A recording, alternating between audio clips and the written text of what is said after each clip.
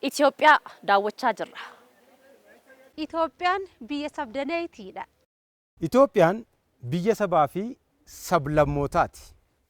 Itoophiyaan biyya waloomaan ijaaramte. Daawwattoota keenya amjuu dilbataadha kan isin hordofaatii jirtan. Amma immoo paarkii Inxooxxoo keessatti argamna. Eeyyeen yeroo muraasaan dura mijuu keenya irraatiin bakkeewwan jajjaboo isin daawwachiisaa turre keessaa tokko handhuura Oromiyaa magaalaa Finfinneetti gola hambaa Adwaa keessa gootummaa jiru waa hedduu isaan biraan gaa turre. Amma immoo kunoo gidduutti bakka addaa kana keessa ofiis shaashaa jecha waa isaanitti mul'isuuf asitti kan argamu. Daawwattoota keenya waa hedduu daawwachiisaa jirra. Bakki paarkiin Inxooxxoo kun immoo waan daawwatameen dhumne hedduudha qaba. Kana keessa gaa nutis qalbiif bohaarsaa achumaanuu daawwattoota keenyallee bashannansiisaa itti fufna kaabbu. Gara paarkii Inxooxxootti kan dhufne waa malee miti.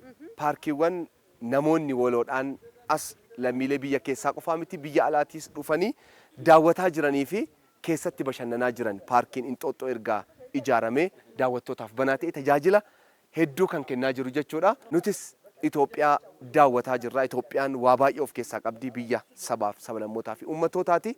Baatiin kun immoo keessumattuu baatii saboonni sablammoonnii fi ummattoonni biyyatti waliin dirree tokkotti dhufanii jaalala tokkummaa biyya ittiin ijaaraniin sana bakka itti haaressan bakka walooma isaanii itti dhaadhessan Sadaasa 29tti imalaa jirra jechuudha.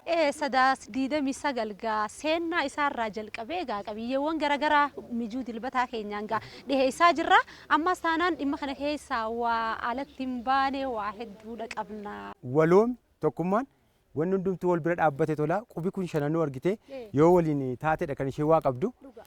Nuti mooluma keenya gaa kan itti mul'atu keessaa tokko paarkiin Inxooxxoo kana keessaa agartee ta'e jechi tokkollee qubeen tokkollee keessaa irrate waatu irrata.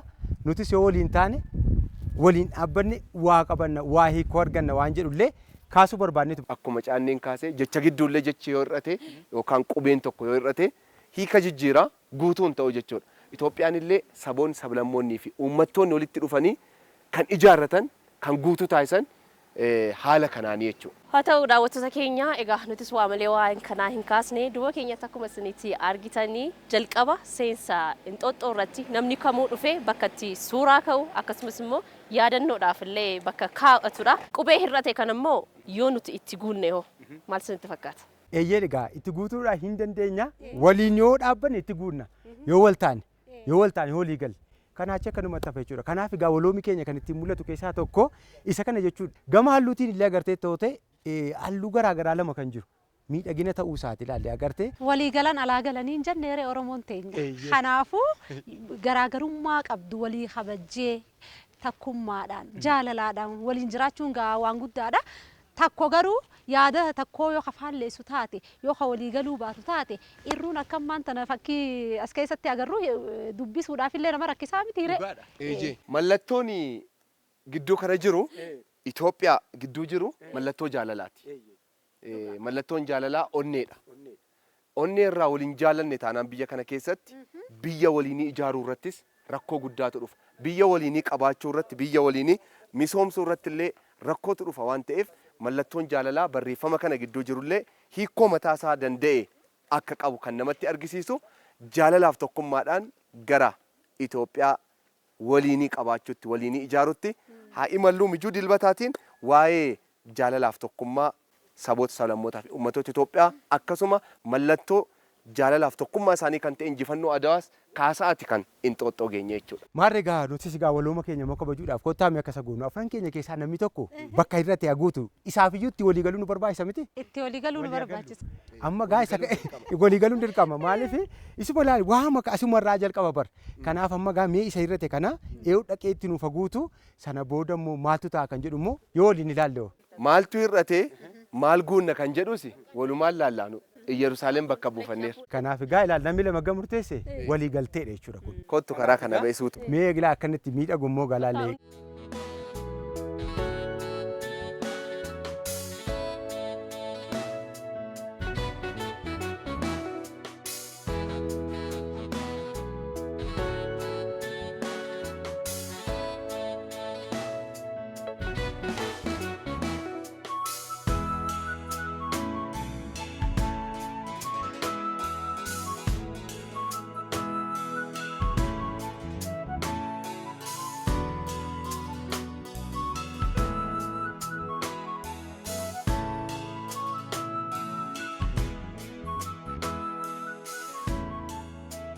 sabaaf sablammoota walooma isaanii eeganii wal kabajanii hir'uu olii guutanii ituu waliin imalaa turan ta'e silaa biyyi kun har'a sadarkaa biyyooti biraa irra geessu. Fakkeenyaaf Ameerikaa fudhachuu dandeessa. Ameerikaan naannolee garaagaraa hedduudha kan isheen qabdu. Sabaaf sablammoota hedduudha kan isheen qabdu. Sirna federaalizimii isheen hordoftutu walooma isaanii kabajee har'a sadarkaa guddinaa kanaaf isaan qaqqabsiisee jechuudha. Mijuun guutuu ta'uusaa garee mijuu keessaa namni tokko dhaqee waan irratti guuteera. Waan irratti guutee jira kana gaalal guutuu walii irruu walii kana wal cinaa dhaabbattee roga kamiinuu taanaan jechuudha. Walii guutuun jaalalattis taanaan guddina biyyaa keessattis taanaan misooma ariifachiisaa yoo barbaaddu taates jechuudha. Yoo kan takkummaadhaan jaalalaan wal cinaa dhaabbatteen alatti garaagarummaa kee walii kabajjee jechuudha. Hogguu takkummaa hogguu jaalan kana beektee namni yaada tokko afaan tokko aadaa tokko akkas osoo hin tahin yaadumaanuu walii galtee sirriidhatti garaagarummaa kee garuu sirriidhaan walii kabajjee wal jaalanaan haala akkasiitiin jiraattaa jechuudha. Hundaafuu daawwattoota keenya egaa qophii mijuu dilbataatiin za'aa qophii horoomaa itti isinii dhiheessinurra geenyee jirra. Garuu nuti keessa seennee daawwachuu keenya itti fufna.